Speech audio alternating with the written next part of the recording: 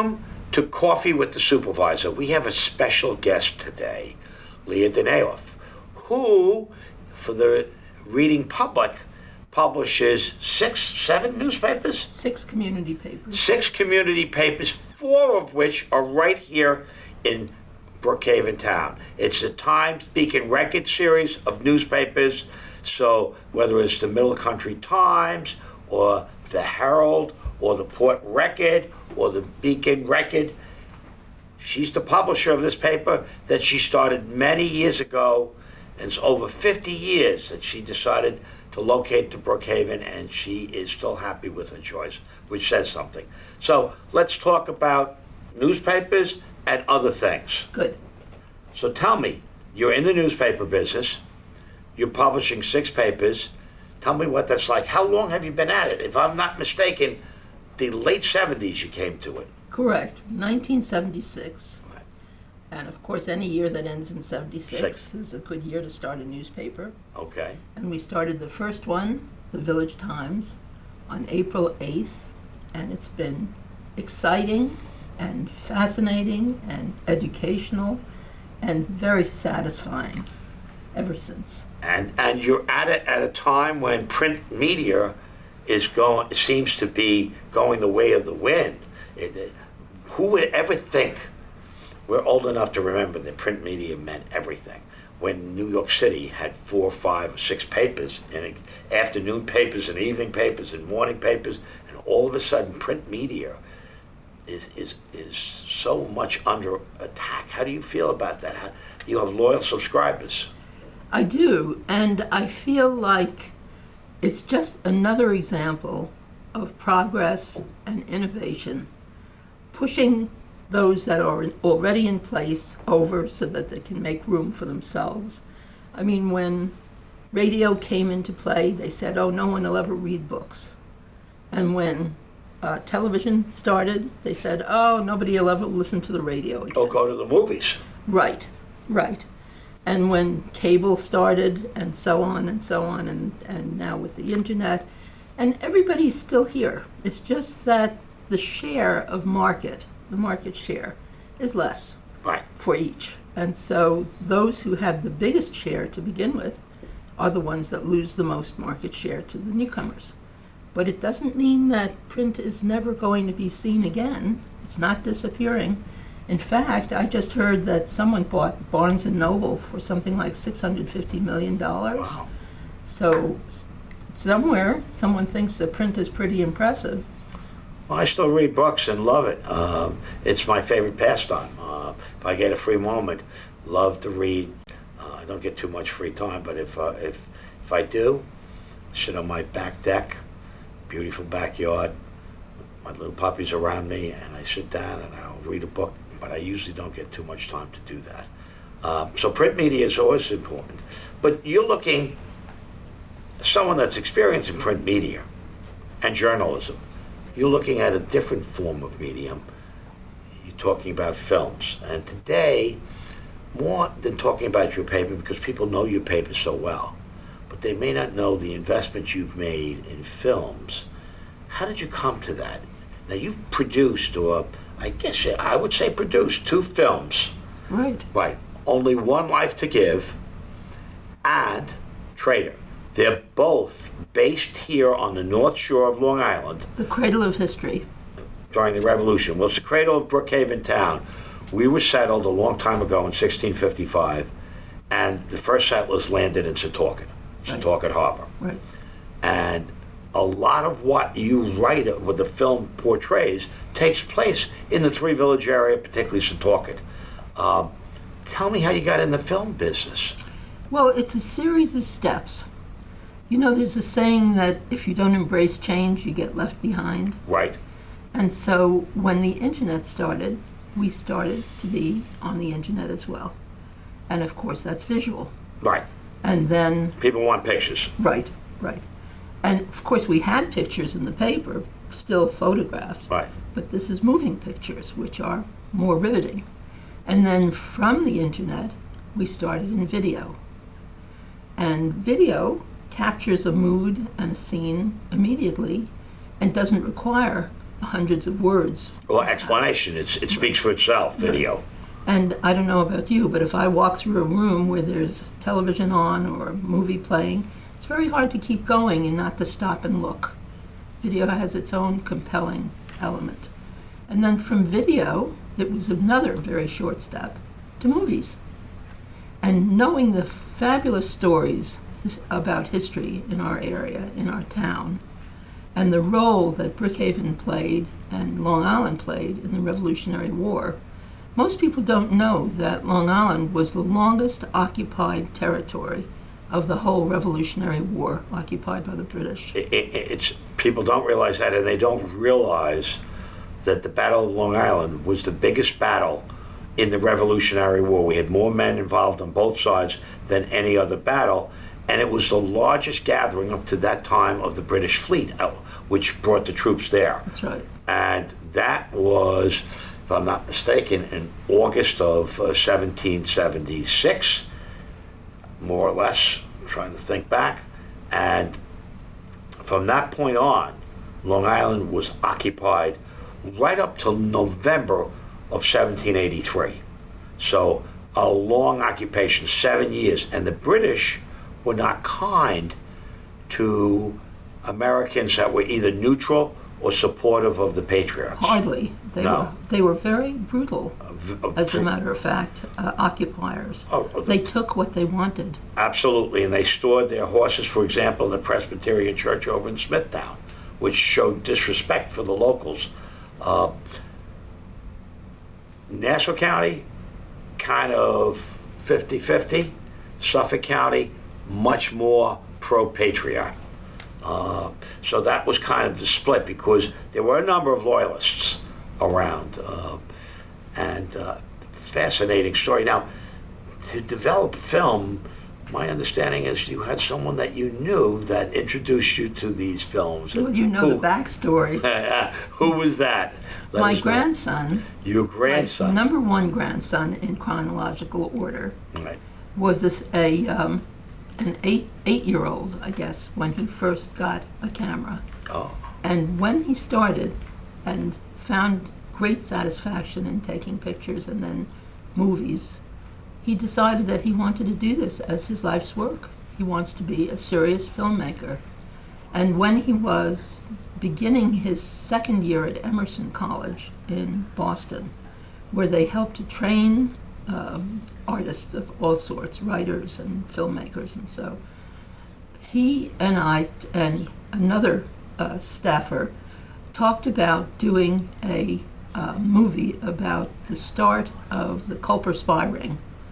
Most people know the Culper Spy Ring because there was a 4-year series on AMC Called Turn, talking about how the Culper Spy Ring was George Washington's intelligence source, intelligence ring, the spy ring. But to tell it from the actual sites where this ring operated, and with the families and the people who lived right where we live, and in whose footsteps we walk. And like Anna Strong. Anna Strong, The Row Tavern, are all landmarks around the Setauket area, which played a large role in many things. That's right. When I turn up Caleb Brewster Lane, and I think about Caleb Brewster, who led so many of the raids against the British, kind of commando raids, and very successful, it gives me an additional identification, an additional source of pride in the place in which we live. Or Major Talmadge, right, who led the raid that burned hay at Coram. We're going to do a reenactment of that. Great. And then led the attack on Fort St. George, which is St. George Manor down in the Shirley area now. And then went back to Connecticut. We have a lot of history here. So your grandson decided, I'm going to make a movie of some of this history that my grandmother talks about from her area. And the first one was about the Culper Spy Ring. Right, and how it came into being. In fact, it was a prequel to the Culper Spy stories that AMC told in turn. And how did it all come to pass? Nathan Hale, amongst others, who was part of a spy network that Washington had, and thus the title, I have but one life to give to my country, Which he was reputed to have said. as his last words before they hanged Right. him. So, fascinating. Then you did a second film. Yes, in fact, we're screening it for the first time at the Staller Center on Sunday evening, June 23rd. Doors open at 5:30. The first film that we did, One Life to Give, Yep. will start at 6 o'clock and will go until 7:15. Then there'll be a 15-minute intermission, and we'll show the sequel, which is called Traitor. Traitor, and that's about the capture of Benedict Arnold Actually, and it's Major Andre. John Andre, Right. who was the chief spy master of the British, Right. and who, with great good luck for the Patriots, fell into their hands as he was riding toward the scene with Benedict Arnold and planning to persuade Arnold. Arnold was already persuaded, actually, to join the British and to jump to the other side, literally, of the Hudson. And as they captured him and searched him, they discovered papers in his boots and with his horse that indicated detailed plans of West Point, which Benedict Arnold was about to turn over to the British. And the way that West Point was situated was so critically important because it prevented the British from sailing up the Hudson. The British would have loved to have split the colonies by having New England cut off from the rest of the colonies and controlling the Hudson. And the fort would not allow that to happen because... Well, that, and of course, they put a chain across the Hudson River, a large train, heavy duty, massive chain right across the river to prevent ships from sailing up there. Because it was so critically important to keep the British locked into New York City and not allow them to split the colonies. And that's why General Gage never moved north. That's right. He Right. tried, Right. but he never could succeed. But Johnny Burgoyne moved south, and he had to surrender at Saratoga Right. in September, I think it's September 17, 1777. But this is history that grew out of our area that changed the nation. And this again, and we'll put this on the screen, but it's going to be Sunday, June 23rd, doors open, 5:30, the Staller Center, which is the Performing Arts Center for Stony Brook University. Just off Nichols Road. Right, just right off Nichols south Road. Of 25A. And it's free. That's because it's our gift to the community. And it's wonderful. And you and I had talked about this earlier this week, and we talked about that you were thinking about doing a third film. That's right. The town is going to fund $30,000 of the cost of that film Wonderful. as part of promoting the history of our town. I wish we had been involved in the first two, but we'll definitely be involved in the third film. You're going to get a commitment to that. It will come out of our historian's office. We want to promote the history of our town. We want people to be aware. I always, I'm a history major, used to teach history, and I always believe that when someone has a better understanding of their history, where they know where they've been, they have a much clearer vision of where they're going. They understand where we derive from, who our roots. That's why there's such a great interest in ancestry. That's right. That's So- exactly right. And who we are. And who we are. So tell me a little bit more about your grandson and what he's up to these days. Well, I'll tell you a little bit more about the film Okay. first. It was Benjamin Talmadge from Setauket who persuaded Nathan Hale to join the revolutionary cause. Classmates at Yale, if I'm not mistaken. Right. Oh, you know your history very well. Classmates at Yale. We should get our planning director here, Tullio Bertoli. He went to Yale. He's very proud of it. Well, we'll forgive him, although Okay. in my family they've gone elsewhere.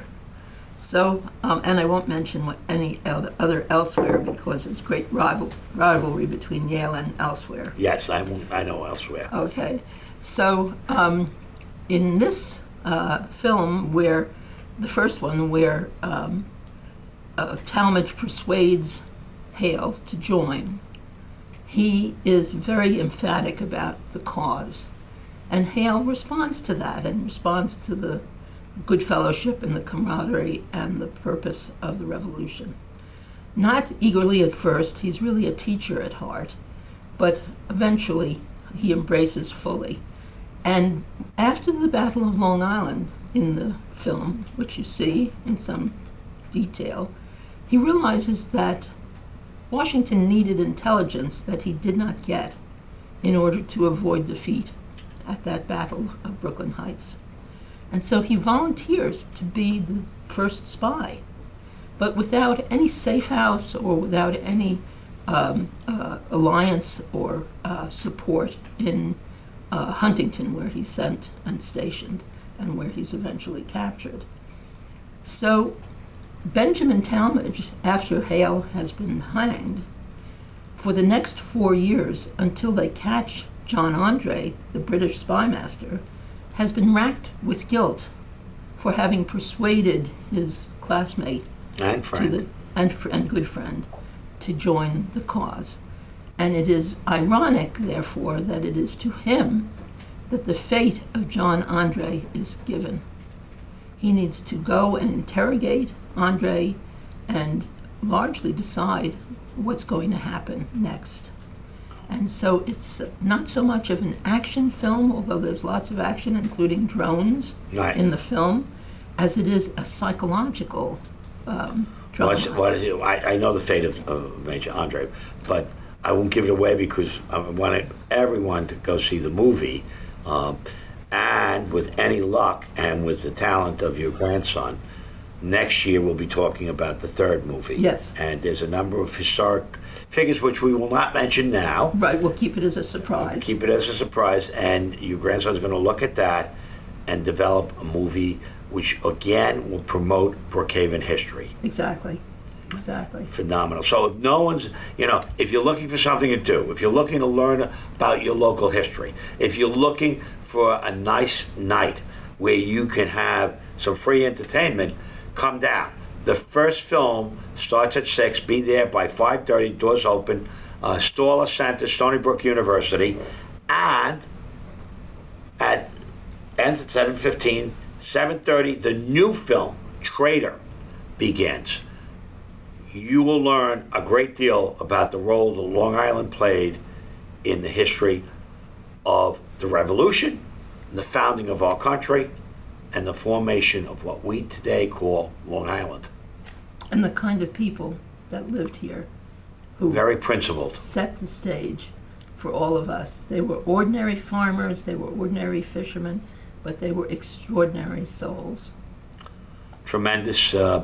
There's so many things when you think of our history. William Floyd, one of the signers of the Declaration of Independence, Right. huge homestead, Talmadge Red. There's so many. Nathan Woodhull, Right. who was a general that was killed in Mastic. Right. So many things that happened that over years people tend to forget the critical role that we played in the Revolution. And if I might say, the critical role that history plays in establishing a sense of community. Yes. Because they say that a community is defined by its school district and its newspaper. But it is really, and maybe that's true of its physical It is true. size, but it's really defined by its history. And where there are communities with very compelling history, there's great strength in those communities. History is the glue that kind of keeps the community together. And so I couldn't agree with you more. to learn about the history of one's area is to be enriched and to have a sense of pride of place. So, Leah Dunaief, publisher of the Times-Beacon Record, I want to thank you for coming in. I want to Great thank your pleasure. family and your grandson for developing films that teach us about our history. Again, I would encourage you, Sunday, June 23rd, 5:30, Staller Center for the first film, 7:15, Staller Center, second new film, Traitor. Come down, learn about your history. I want to thank you so much for joining And us thank today. you so Very much for special. inviting me. Thank you.